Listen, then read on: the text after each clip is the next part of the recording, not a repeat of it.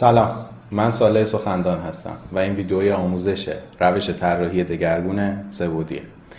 اگر به صورت اتفاقی دارید این قسمت رو می‌بینید یا اولین قسمتیه که دارید نگاه می‌کنید، بدونید که یک قسمت قبل رو حتما باید نگاه بکنید و از 5 قسمتی که وجود داره میتونید به صورت رایگان در وبسایت آقای خطایی دید استفاده بکنید. توی قسمت قبل گفتم که روش طراحی دگرگون سه‌بعدی تکنیک‌های مختلفی داره. 4 روش رو عنوان کردم و 2 تا سرفصل. توی این سری ویدیو میخوایم به صورت تخصصی در مورد روش چشمی صحبت بکنیم. روش چشمی روش ساده ایه. توی اون شما میتونید جسم هایی که میتونید بهش دسترسی پیدا بکنید رو خیلی ساده روی کاغذ به صورت دگرگون شده پیاده بکنید به نحوی که از یه جای مشخص دیده بشه. باز گفتیم که طراح تعیین کننده اون نقطه‌ایه که قرار طراحی دگرگون به صورت دقیق دیده بشه و این موضوع جزو ویژگی‌های خاص اون اثره. اگر اون رو بیان نکنید برای بیننده هاتون، اونها نمیتونن نقاشی شما رو درست ببینن و خودتون هم نمیتونید ازش استفاده بکنید. توی عکسایی که توی اینترنت هست حتما دیدید. عکس‌ها همه از زوایای مشخصی هستند که اون نقاشی به صورت سه‌بعدی دیده میشه. روش چشمی تا همینجا باید حدس زده باشید که چجوریه. باید چشم ما در محلی که میخوایم نقاشی از اونجا درست دیده بشه قرار بگیره و مراحل نقاشی توی اون وضعیت صورت بگیره.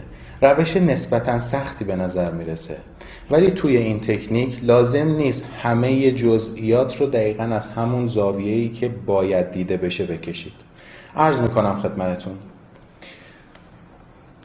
برای شروع کارمون یه سری وسایل نیاز دارید. حتما براتون سوال شده. این وسایل خیلی وسایل دم دستی هستند. یه کاغذ میخواید، یه مداد. هیچ روش دیگه، هیچ تکنیک دیگه‌ای که مربوط به رنگامیزی، سایه‌گذاری، زیبا کردن نقاشیتونه تو این دوره مطرح نمیشه. فرض بر اینه که شما طراحی تا یه سطح مقدماتی یا خوبی میدونید. بنابراین بقیه قسمت‌ها به عهده خودتونه و تکنیکایی که مطرح میشه فقط تکنیکن برای مشخص کردن طرح، پیاده کردن طرح روی صفحه‌ای که نیاز دارید. من اینجا از یه صفحه A4 معمولی استفاده میکنم و یه مداد ساده دارم. گفتم که باید نقطه دید رو مشخص بکنید و حین مراحل کار باید این نقطه ثابت بمونه. از هر وسیله‌ای که دم دستتون هست فعلا میتونید استفاده کنید تا قسمت‌های بعد روش دقیق‌تر و تکنیک‌ترش رو بهتون بگم. من اینجا میخوام از این جامدادی و این قلمی که ازش بیرون زده به عنوان تعیین کننده محل دید استفاده بکنم. جاشو مشخص میکنیم جوری که به کاغذمون اشراف داشته باشیم، یعنی کامل بتونیم نگاه بکنیم وقتی که چشممون رو تو محل مشخص شده قرار میدیم. شاید سوال داشته باشید چقدر لازمه دقت بکنیم که چشممون تکون نخوره یا دقیقاً تو همون نقطه قرار بگیره. توی چنین ابعادی که کاغذ A4 و حدوداً 20 سانت فاصله داریم از کاغذ، در حد 1-2 سانتی متر. هر چقدر ابعاد کاغذ بزرگتر، این دقت میتونه کمتر بشه و شما تا چند سانتی متر میتونید خطا داشته باشید. یادتون باشه جایی که تعیین میکنید نسبت به کاغذ که قرار اونجا محل دیدتون باشه، طی مراحل نقاشی باید ثابت بمونه، یا اگر ثابت نگه نمیدارید اندازه‌گیری بکنید که اگر اتفاقی افتاد برگردونید به حالت قبلی. فاصله محل دید تا کاغذ هم جوری انتخاب بکنید که وقتی قلم دستتون میگیرید به انتهایی ترین نقطه کاغذ دسترسی داشته باشید و براتون سخت نباشه این کار.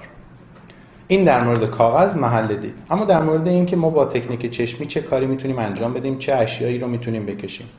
انتخاب شیئی که میتونیم به روش چشمی روی کاغذ پیاده بکنیم منوط به اینه که اون شیء اونقدری بزرگ نباشه که توی صفحه یا کادر ما وقتی که از این نقطه مشخص نگاه میکنیم جا نشه. من به عنوان تمرین میخوام یک جسم ساده رو انتخاب بکنم. برای مثال این نمکدون، یک استوانه با ویژگی‌های ساده‌ای که میشه اون رو روی کاغذ پیاده کرد. اما جای این روی کاغذ کجاست؟ جاش روی کاغذ تو موقعیتی قرار میگیره که وقتی چشمتون رو تو نقطه دید قرار دادید، اون شیءتون به صورت کامل توی صفحه قرار بگیره. یه تمرین خیلی خوب اینه که شیءتون رو پیش از این که روی کاغذ قرار بده شروع به طراحی بکنید کامل از زوایای مختلف نگاش بکنید. ببینید که از هر زاویه‌ای که نگاه میکنید چه ویژگی‌ها و ظرافتایی داره. از کجا نگاه بکنیم که بتونیم راحت‌تر طراحیش بکنیم. کاری که میخوایم انجام بدیم تصویر کردن این شیء روی کاغذ به صورت دگرگون شده است، از زاویه‌ای که قراره دیده بشه.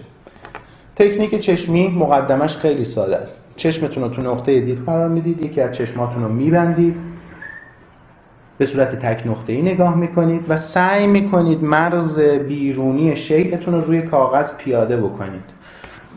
دقت بکنید نوک مدادتون زمانی که داخل کاغذ حرکت میکنید باید تو مرز بیرونی شیء باشه. شروع به علامت زدن میکنید و این کار رو تا زمانی ادامه میدید که مرز کلی شیئتون مشخص بشه. من توی این قسمت این شیء ساده رو روی کاغذ پیاده میکنم و شما مراحلش رو به صورت سریع میبینید. دقت بکنید و تکنیک بعدی که تو قسمت آینده خواهم گفت در مورد پیاده کردن جزئیات شیء، چرا که با این روش تا اینجا ما فقط میتونیم مرز بیرونی شیئمون رو پیاده بکنیم. پس پیگیر ویدیوها باشید و قسمت‌های بعدی رو از وبسایت آقای خطایی‌دید دانلود بکنید.